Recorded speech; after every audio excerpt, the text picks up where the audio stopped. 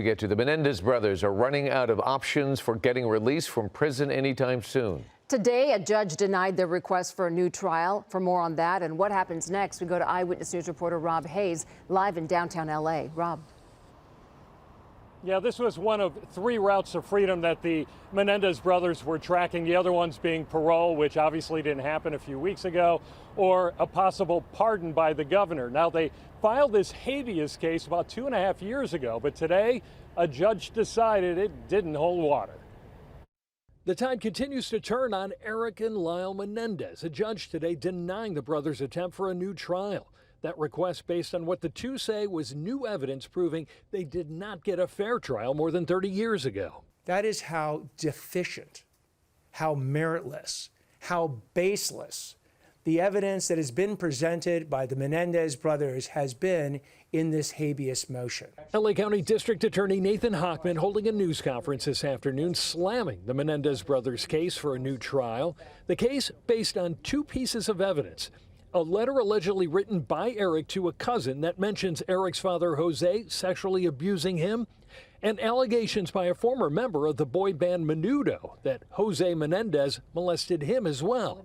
Hochman saying that evidence did not meet the standards to trigger a new trial. Was the additional evidence such that it would have produced a reasonable doubt in the mind of at least one juror? And the judge said emphatically no. Today's ruling, not much of a surprise for legal analysts. Even if they were sexually abused, and I believe they were, that is not a license to kill. Shooting your parents in the back of the head while they're watching TV just doesn't qualify.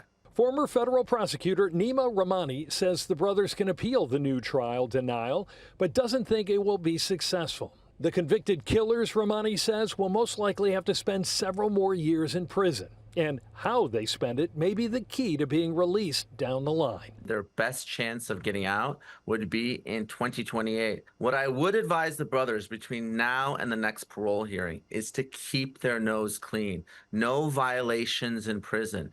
Even things as mundane as a cell phone can be the basis to deny parole.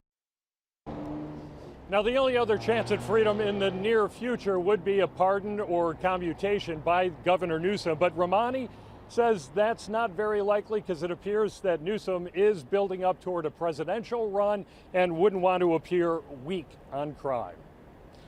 Reporting live in downtown LA, Rob Hayes, ABC 7 Eyewitness News.